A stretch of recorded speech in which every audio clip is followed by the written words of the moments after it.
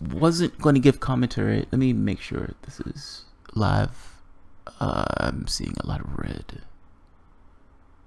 Okay, now I see green. And everything is green. Everything is green. And I'm not seeing a picture. I'm not seeing anything.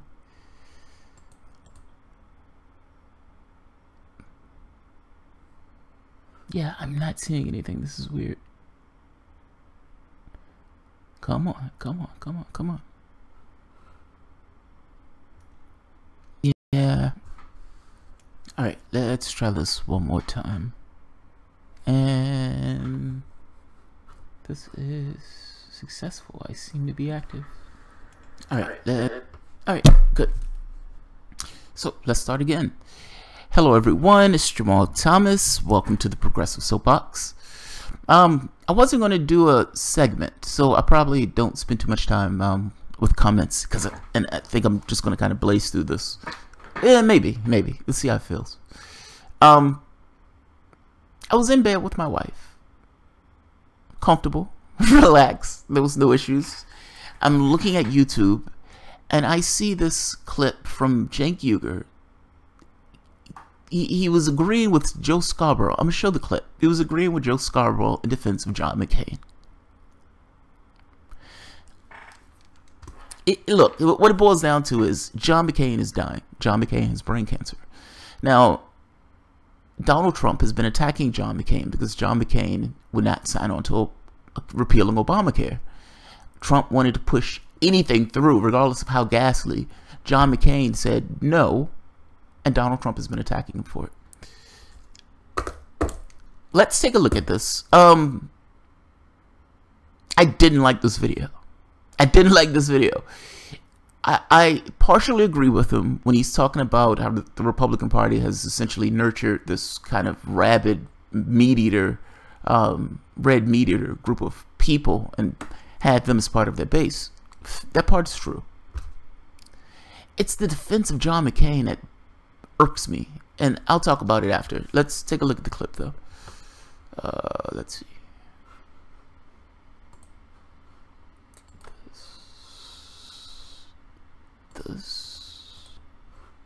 And this. Recently, Donald Trump came out and attacked John McCain, even though McCain on 60 Minutes recently said that his prognosis is very, very poor, and he just flat out came out and said he has a very high chance of not recovering. And he said, "Look, I'm trying to enjoy a life well lived."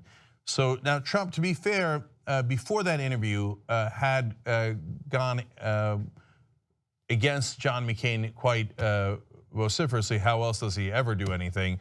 But because McCain indicated that he was not going to vote for the latest version of repeal and replacing Obamacare. Let me give you his tweets, and then I'll give you more recent stuff from Trump as well. And remember, this is just a couple of days ago from Trump. And everybody knew that John McCain had a very severe case of brain cancer even then. So he wrote, John McCain never had any intention of voting for this bill, which his governor loves. He campaigned on repeal and replace. Let Arizona down. He goes on to say Arizona had a 116% increase in Obamacare premiums last year with deductibles very high. Chuck Schumer sold John McCain a bill of goods. Sad. Now, don't ever trust any of Donald Trump's numbers. I'm just giving you a sense of how much he's attacking McCain. By the way, Trump recently did a deal with Chuck Schumer. Sad. But of course, he's nowhere near done. More tweets. Large block grants to states is a good thing to do. Also false. Better control and management. Great for Arizona. McCain let his best friend Lindsey Graham down. When Lindsey Graham was asked about this, he said he could do any damn thing he pleases. He's an American hero, and he doesn't have to vote with me on my bill. Obviously taking McCain's side over Trump's. Finally, Trump said Democrats are laughingly saying that McCain had a moment of courage. Tell that to the people of Arizona who were deceived, 116% increase. So mocking McCain's moment of courage. Then he went to Alabama, had a rally, and ended a radio show as well, and kept on attacking McCain. Here's a clip from that. You know, you can call it what you want, but that was that's the only reason we don't have it, because of John McCain. Nobody thought he was a negative vote. Without John McCain, we already have the health care, and it would have been very good, by the way. So there he is on the Rick and Bubba show. Then he's going to say it at the rally. Let's watch. They gave me a list of 10 people that were absolute no's. These are 10 Republican senators. Now, John McCain's list. John McCain was not on the list, so that was a totally unexpected thing. Terrible. Honestly, terrible. Terrible, terrible, honestly. Okay. So now Joe Scarborough's going to go off on him. You know I'm not a big fan of Scarborough. I think he's, of course, right in this case. But what, to me, the most important part is not just about Donald Trump. We already knew what kind of a vicious jerk that he is. Scarborough caught onto that fairly late, let's be honest about that, but he's definitely on board for that now. But it's also a commentary on the Republican voters. First, let's get it started. I mean, you have no humanity. If you have a man who's dying and you're using him for political punchlines on talk radio and also in audiences in Alabama. And by the way, for people watching at home, if you're in an audience and John McCain's getting attacked and he's fighting for life, all right, unless you were raised in a barn, keep your mouth shut. All right? Show a little respect. Show a little dignity. Show a little class. I like how Republicans like Scarborough just realized who their voters are. Yeah, no, you quartered these guys who are vicious. You did the Southern strategy. You used dog whistle terms against African Americans for decades and decades, and then you've come to find out that your base is full of vicious guys who will boo a guy who is dying of brain cancer. Color me surprised. Well, it turns out Scarborough at least is surprised. He's going to keep on going. A man who served his country in uniform when he could have done what Donald Trump did. Could have avoided the draft. His father was one of the most powerful men in America. He could have stayed home like Donald Trump, and he could have chased models. Do you have the character to do that? Well, actually, if you booed John McCain, you've already answered that question. Someone has failed you in your life, and you need to examine that. If you still go to church, you need to pray for yourself this Sunday morning in church. And then when you get your head screwed on right and you start putting humanity ahead of politics, against of stupidity, against of the tribalism that is destroying this country, then go home and tell your children the story of John McCain and what he did when things got tough and how he put others ahead of himself, ahead of his safety, even ahead of his freedom, ahead of his life. And if you can teach your children that lesson, maybe they will grow up to have a little more character than you. So look, I agree with all the things that he's saying here.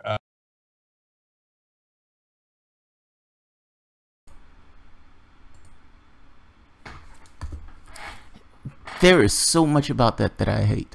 There is so much about that comment that I hate.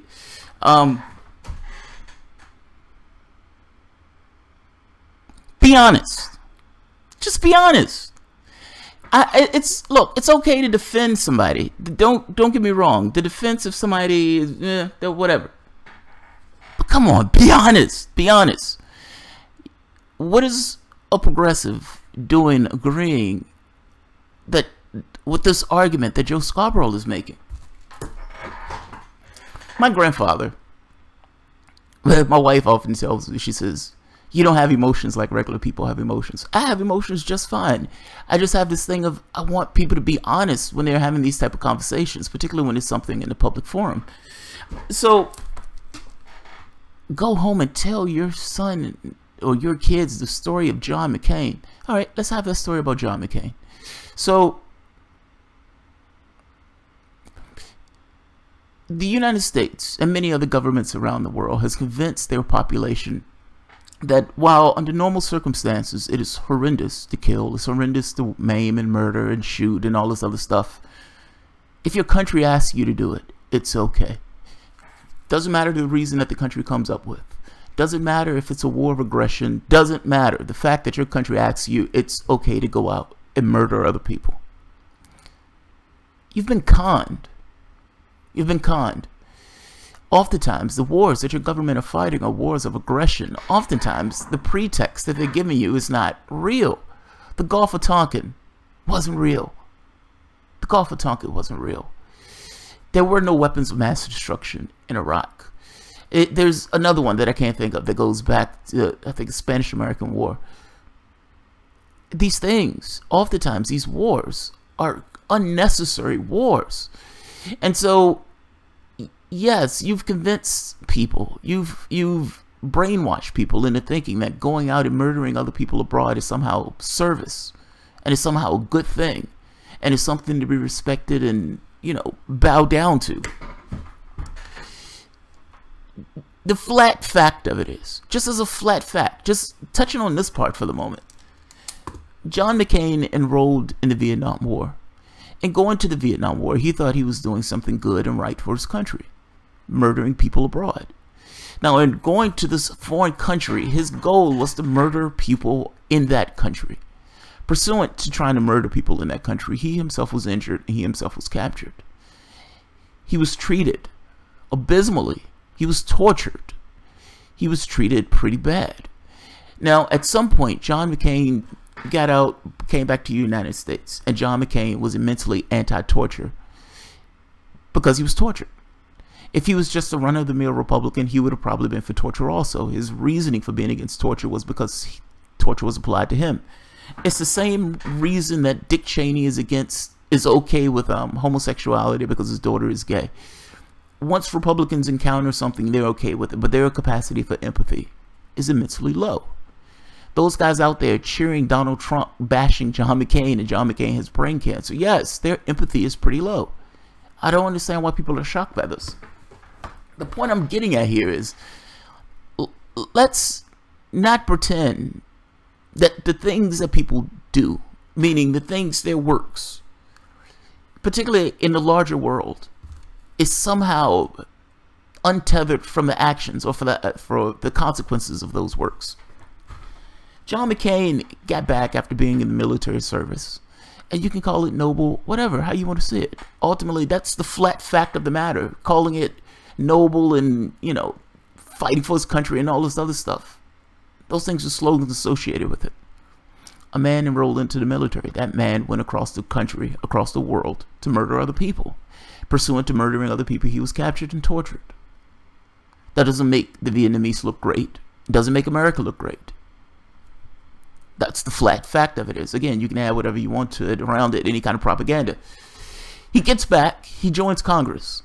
When he gets into Congress, he is pro-war to a degree where he would vote for any and every war that came down the pike. He's okay with murdering civilians abroad. He's okay with murdering other people abroad. John McCain is ultimately pro-war. Look, I'm going to put his voting record at the bottom. You can look at it yourself. Corporate tax cuts, yes. This idea of attacking workers, yes. This idea of, look, just standard Republican dogma. He's on board for all of it. He's on board for all of it. So if you're talking this argument about humanity, come on. Come on. These are the guys who are perfectly okay bombing and murdering civilians. And I'm saying civilians because the majority of the people we murder abroad are civilians. They're civilians. An aggressive military policy is not benign. Understand what I'm saying? The things that these guys are advocating when he's talking about pushing for more wars. Do you honestly believe that war is benign? Do you believe there are consequences for the decisions that these guys make in Congress? Do you believe that John McCain pushing one Republican thing after another, whether it's tax cuts, whether it's defunding certain programs that he doesn't necessarily like, and essentially an assault on the social framework of this country. Do you honestly believe that that helps people? Do you honestly believe that Republican dogma, Republican ideology, the things that Republicans do when they get into that office, do you honestly believe that that's a humane way of governance? I find the argument amazing. Even going so far as to say, if you go to church, Jesus Christ would spit on each and every Republican. There is no such thing as a Christian conservative. Those things don't even go together. This idea of seeing to the poor, this idea of loving your neighbor as if it's yourself, these things are progressive ideals. If you're looking for a Christian image, you're talking about somebody like Martin Luther King. Love your neighbor as yourself is not a Republican idea. They can't even get on board for health care. Think about that. The basics of existence, the basics of being able to live and being able to make your way into the world with a healthy body. They can't even get on board for that. And you're having this idea about humanity and Christian conservatives and all this other stuff. Get off it. It's a man dying of brain cancer. Brain cancer in no way changes the things that he's advocated over the course of his life. It no way changes any of that. In no way changes any of that. The argument that's being made here against Donald Trump, the ire that's being thrown at him, has to do with one politician attacking another politician for getting in the way of what he wants to do. Is it wrong for Donald Trump to attack another politician for getting in the way of what he wants to do? Is John McCain somehow now impervious to criticism just because he has brain cancer? If that's the case, he shouldn't be in politics. This is me being somewhat harsh. I'm not necessarily being harsh intentionally. There's no emotional backing to this, meaning I'm not trying to be spiteful. Everything I'm saying is just flat facts. It's flat facts. I'm not attacking the guy unjustly. I'm just kind of making this point. They're looking for a reason to attack Donald Trump. Donald Trump is wrong on a number of things. He's a horrible, fucking disgusting person. Yes, I think he's a racist. He's also a politician. He's a politician trying to push a ghastly agenda. John McCain is standing in the way of that ghastly agenda. Is he wrong for criticizing John McCain if John McCain is standing in the way of that agenda? There are plenty of things I think Donald Trump is horrible for. Attacking another politician is not one of them. I'm glad John McCain is standing in the way of Donald Trump's ghastly agenda.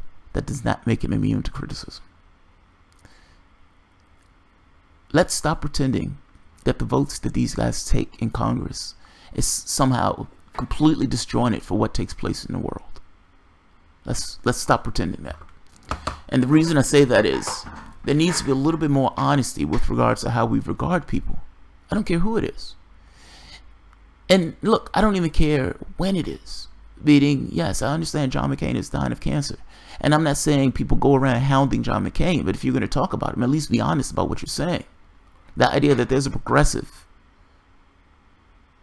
giving accolades to some degree to John McCain is amazing to me. It's amazing to me. I understand you don't like Trump, but bolstering John McCain just because you don't like Trump is not the way to do it. The guy's a warmonger. The guy is a wanted murderer at that point, if you want to say it that way. If you're going to vote for military policy and you're okay with that military policy murdering people, then yes, you're complicit in murder. Humanity. If you go to church, get the hell out of here. Yes, those people are bloodthirsty. Those people have always been bloodthirsty. Don't be shocked now that, you know, it's turned inward into the party at that point. I will leave it at that. Alright, guys. Yeah, I'm trying to keep this one quick. Alright, if you enjoy the content, feel free to share, rate, subscribe, and of course, you can always support the work through Patreon. Thanks, guys.